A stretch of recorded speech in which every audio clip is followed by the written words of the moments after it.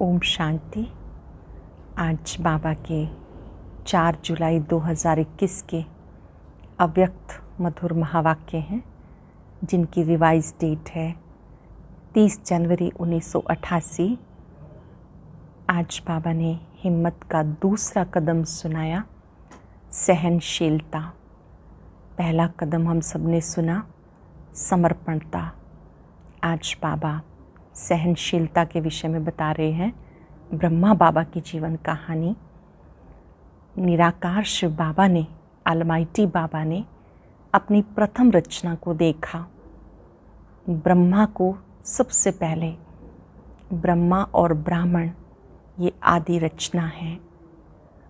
ब्रह्मा आदिदेव कैसे बना? ब्रह्मा फरिश्ता सो देवता बना। पहला कदम उन्होंने उठाया, समर्पणता। दूसरा कदम जिसे ब्राह्मणों को भी फॉलो करना है वो है सहनशीलता। जब ब्रह्मा बाबा ने अपना जीवन समर्पित किया तो ब्रह्मा बाबा को शिव बाबा से संपूर्ण रूप से वर्षा प्राप्त हुआ। लेकिन लोगों से क्या मिला? गालियों की वर्षा हुई, अपशब्दों की वर्षा हुई। ब्राह्मणों को भी सुनना पड़ा, लेकिन सबसे ज़्यादा ब्रह्मा बाप को सुनना पड़ा।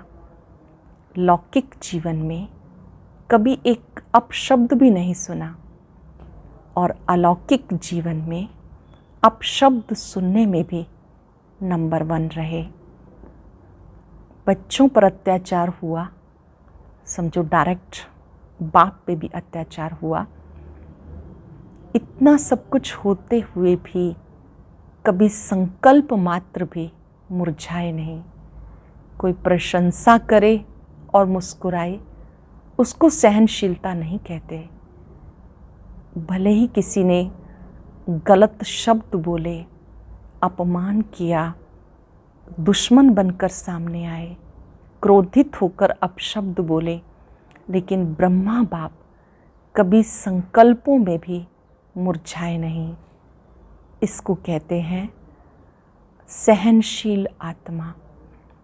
कितनी बड़ी सहनशीलता थी कि कोई दुश्मन बनकर सामने आता था तो बाबा उसको दुश्मन ना देखकर रहम की भावना से, कल्याण की भावना से देखते और बात करते थे। स्थापना में छोटे बड़े कई विघ्न आए। जैसे यादगार है कि हनुमान पहाड़ लेने गया तो गेंद समान उसे उठा कर ले आया। सहनशील आत्मा बड़ी बात को छोटा कर देती है, छोटी बात को समाप्त कर देती है। बाबा ने भी सब विघ्नों को हंसते हंसते पार किया। कभी भी किसी विघ्न में मुरझाए नहीं, ना ही किसी के सामने वर्णन किया। अगर किसी के सामने वर्णन करते हैं या मन में चिंतन करते हैं तो वो बात पहाड़ के समान बन जाती है। सहनशील आत्मा ज्ञान योग की शक्ति से पार करती जाती है। विघ्नों को भी खेल समझती है, खिलौना समझती है। नथिंग न्यू की स्मृति से उसे पार करती जाती है। अगर सहनशील नहीं है तो बातों के विस्तार में जाते हैं, हांफते रहते हैं, घबराते रहते हैं। सहनशील आत्मा कभी घबराएगी नहीं, कभी क्या क्यों नहीं करेगी।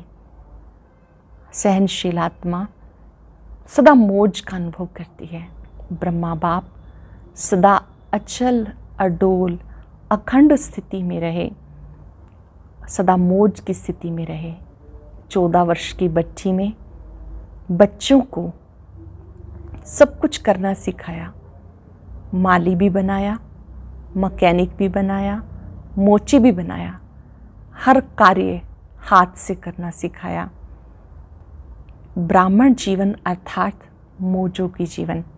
आज भी अगर वो 14 वर्ष रिपीट करें तो बाबा ने कहा तैयार होना। सहनशील आत्मा हमेशा मौज का अनुभव करेगी, कभी भी मूंझेगी नहीं। उस समय भी 14 वर्ष की बट्टी में जो मूंझ गए वो चले गए।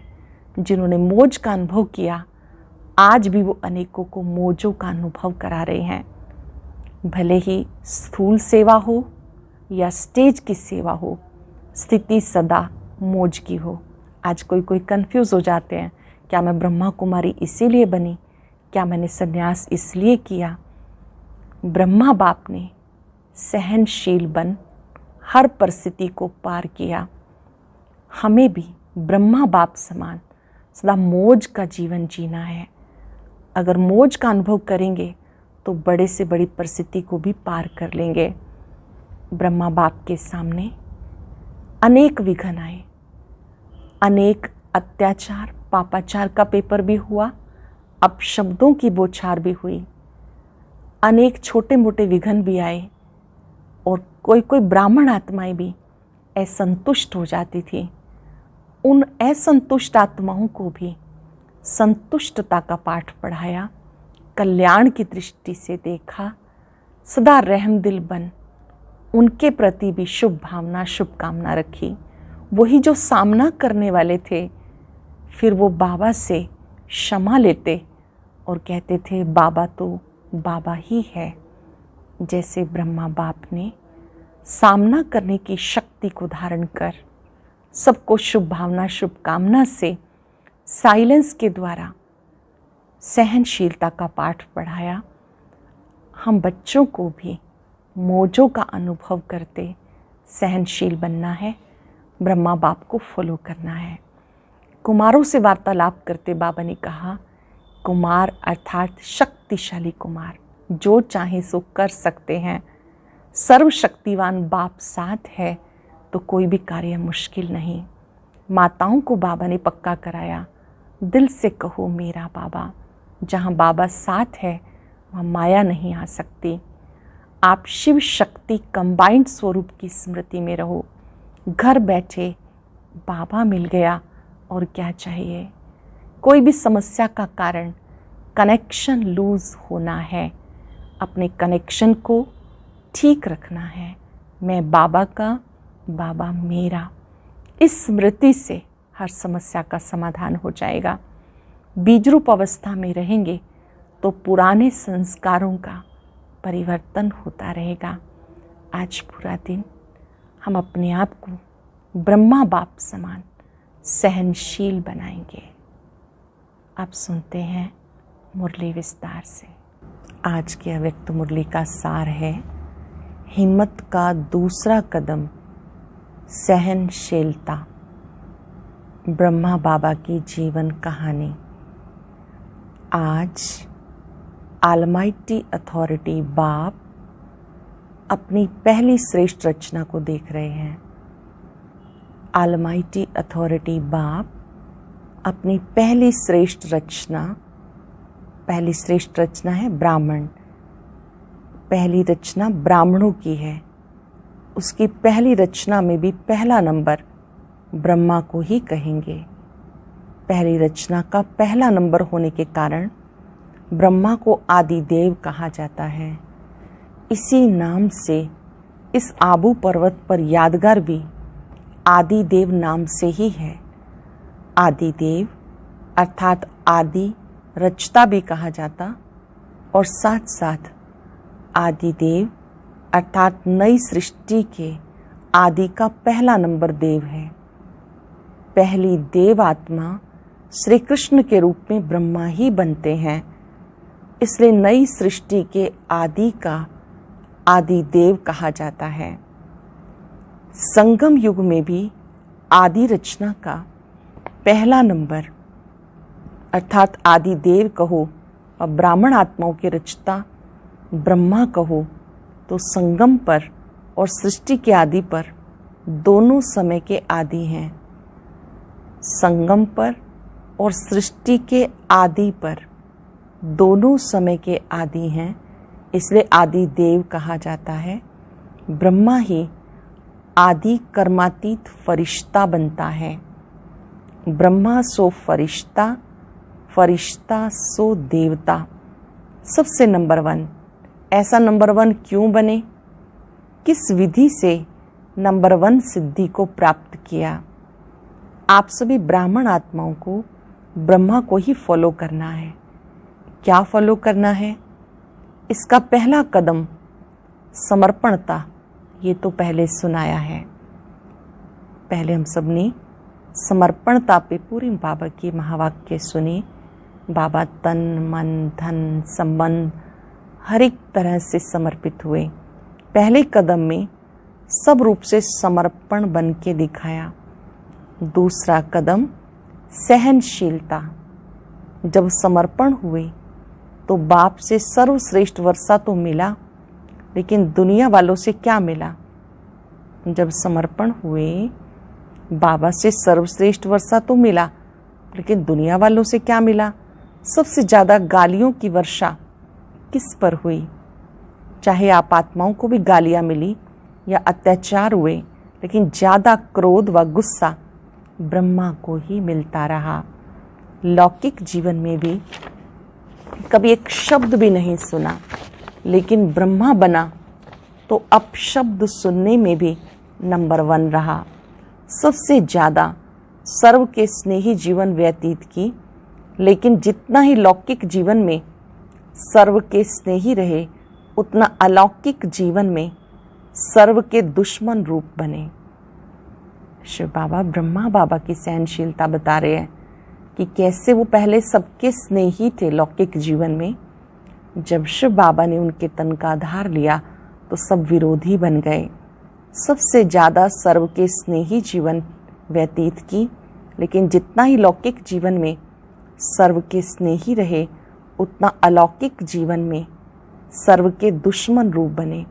बच्चों के ऊपर अत्याचार हुआ, स्वतः ही इनडायरेक्ट बाप के ऊपर अत्याचार हुए, लेकिन सहनशीलता के गुण से व सहनशीलता की धारणा से मुस्कुराते रहे, कभी मुरझाए नहीं। कोई प्रशंसा करे और मुस्कुराए, इसको सहनशीलता नहीं कहते हैं। बहुत ही गहरी बात अंडरलाइन करेंगे, अपने पास अच्छे से नोट करेंगे बुद्धि रूपी डायरी में। सहनशीलता किससे कहते हैं? कोई प्रशंसा करे और मुस्कुराए, इसको सहनशीलता नहीं कहते। लेकिन दुश्मन बन क्रोधित हो, अपशब्दों की वर्षा करे, ऐसे समय पर भी सदा मुस्कुराते रहना। संकल्प मात्र भी मुरझाने का चिन्ह चेहरे पे ना हो, इसको कहते हैं सहनशील। समय पर सदा मुस्कुराते रहें। अपशब्द की बौछार हो रही हो, कोई गलत बोल रहा हो, फिर भी संकल्प मात्र भी मुरझाए नहीं, चेहरे पे भी ना आए, इसे कहते हैं सहनशील। दुश्मन आत्मा को भी रहमदिल भावना से देखना, बोलना, संपर्क में आना, इसको कहते हैं सहनशीलता। रहमदिल किसे कहते हैं? मन में शुभ भाव से देखना, बोलना, संपर्क में आना। भले ही कोई कैसे हमारे लिए दुश्मनी का भाव रखता हो, पर हमारी भाव और भावना श्रेष्ठ हो, इसको कहते सहनशीलता। स्थापना के कार्य में, सेवा के कार्य में कभी छोटे कभी बड़े तूफान आए। जैसे यादगार शास्त्रों में महावीर हनुमान के लिए दिखाते हैं, इतना बड़ा पहाड़ भी हथेली पर एक गेंद के समान ले आया। ऐसी कितनी भी बड़ी पहाड़ समान समस्या हो, तूफान हो, विघ्न हो, लेकिन पहाड़ अर्थात बड़ी बात को छोटा सा खिलौना बनाई, खेल की रीति से सदा पार किया। बड़े से बड़ी बात को भी छोटा सा खेल समझा, बड़े से बड़ी बात को भी छोटा सा खिलौना बनाई, खेल की रीति से पार किया। वह बड़ी भारी बात को सदा हल्का बनाई, स्वयं भी हल्के रहे, दूसरों को भी हल्का बनाया। इसको कहते हैं सहनशीलता। छोटे से पत्थर को पहाड़ नहीं, पहाड़ को गेंद बनाया, विस्तार को सार में लाया। छोटे से पत्थर को पहाड़ नहीं, पहाड़ को गेंद बनाया, विस्तार को सार में लाया। यह सहनशीलता। विघ्नों को, समस्या को अपने मन में व दूसरों के आगे विस्तार करना, अर्थात पहाड़ बनाना है।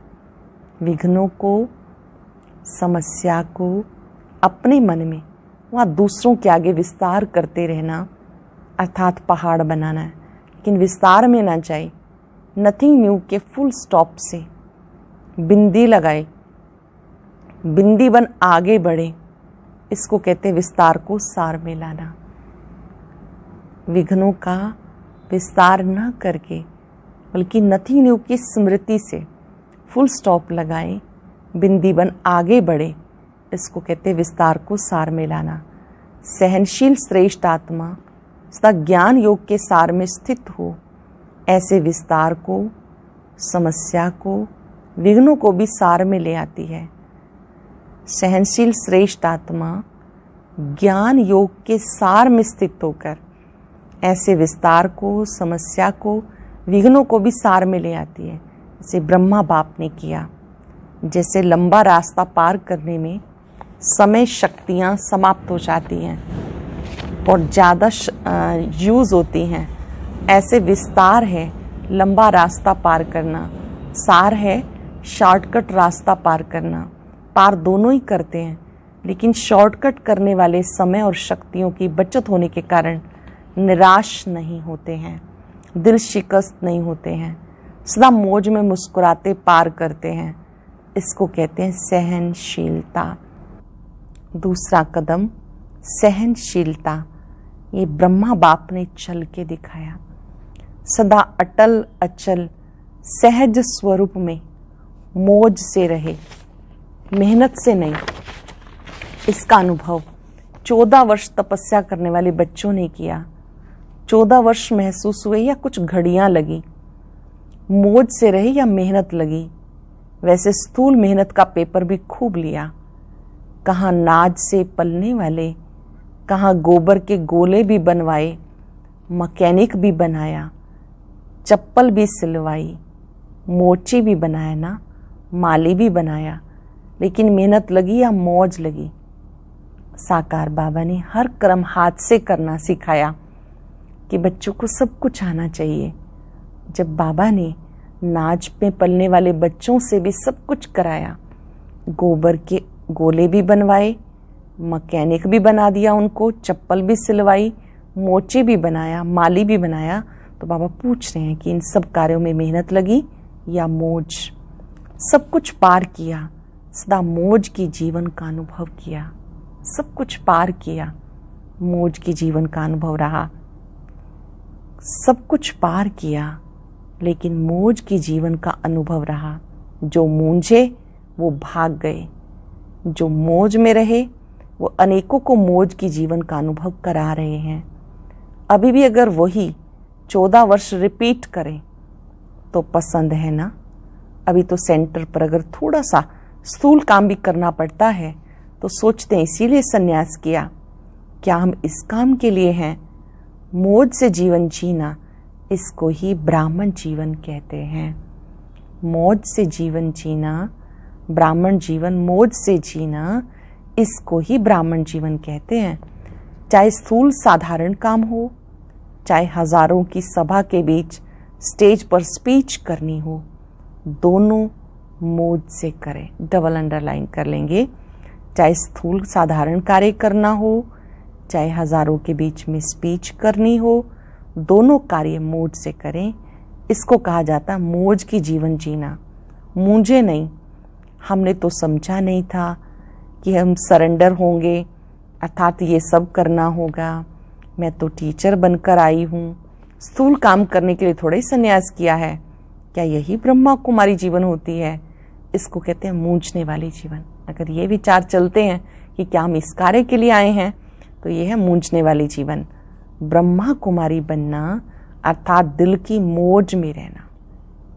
ब्रह्मा कुमारी बनना अर्थात दिल की मौज में रहना, ना कि स्थूल मौजों में रहना। ब्रह्मा कुमारी जीवन अर्थात ब्रह्मा समान मौज की जीवन, ब्रह्मा बाप समान मौजों की जीवन। लेकिन इसका आधार है सहनशीलता। तो सहनशीलता की इतनी विशेषता है, इसी विशेषता के कारण ब्रह्मा बाप सदा अटल अचल रहे। ब्रह्मा बाप इस एक विशेषता के कारण अटल रहे, अचल रहे। 2 प्रकार के सहनशीलता के पेपर सुनाए। पहला पेपर लोगों द्वारा अपशब्द व अत्याचार, दूसरा, यज्ञ की स्थापना में भिन्न भिन्न आए हुए विघ्न। तीसरा, कई ब्राह्मण बच्चों द्वारा भी ट्रेटर होना व छोटी छोटी बातों में असंतुष्टता का सामना करना। पहला पेपर लोगों के द्वारा आया, अपशब्द बोले, अत्याचार हुए। दूसरा, यज्ञ की स्थापना में कई ब्राह्मण बच्चे भी ट्रेटर बन गए और यज्ञ की स्थापना में भिन्न भिन्न विघ्न वैसे भी आए। ईश्वरीय कार्य में विघ्नों का आना ये भी परीक्षा होती है।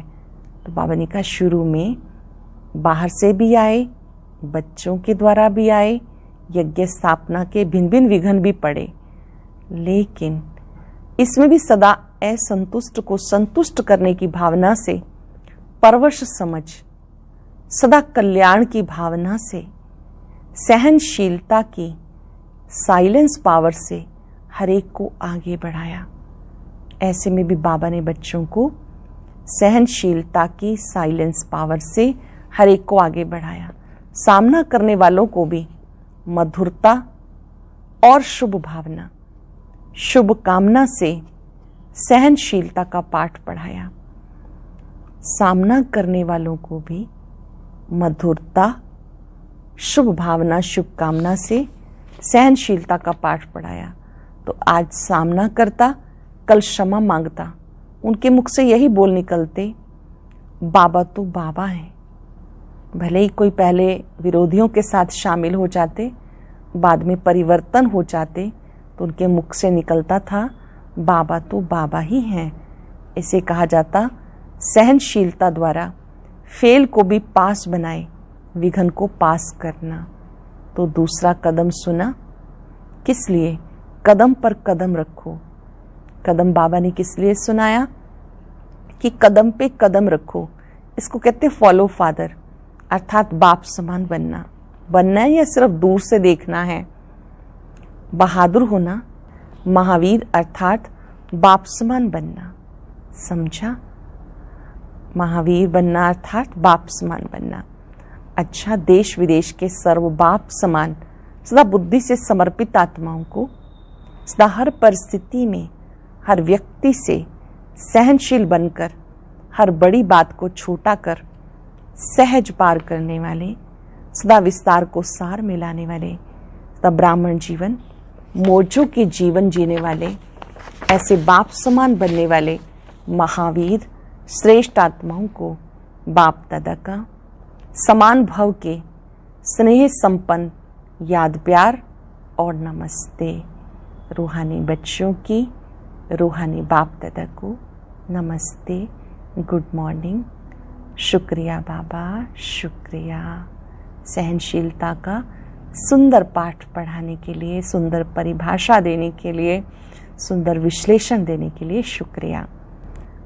अच्छा, वरदान है, कंफ्यूज होने की बजाय लूज कनेक्शन को ठीक करने वाले समस्या मुक्त भव।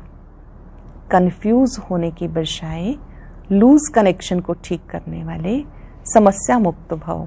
समस्याओं का मूल कारण कनेक्शन लूज होना है। सिर्फ कनेक्शन को ठीक कर दो तो सर्व शक्तियां आपके आगे घूमेंगी। यदि कनेक्शन जोड़ने में 1-2 मिनट लग भी जाते हैं तो हिम्मत हारकर कंफ्यूज ना हो जाओ। निश्चय के फाउंडेशन को हिलाओ नहीं। मैं बाबा का, बाबा मेरा, इस आधार से फाउंडेशन को पक्का करो।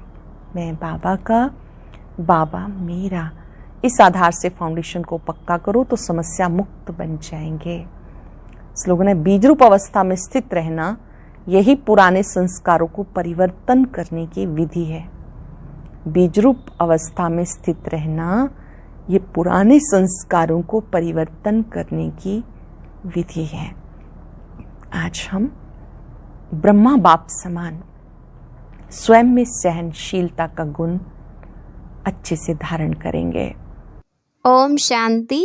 आज की अव्यक्त मुरली जरूर सुने। उसके लिए ऊपर दिए गए बॉक्स को टच करें।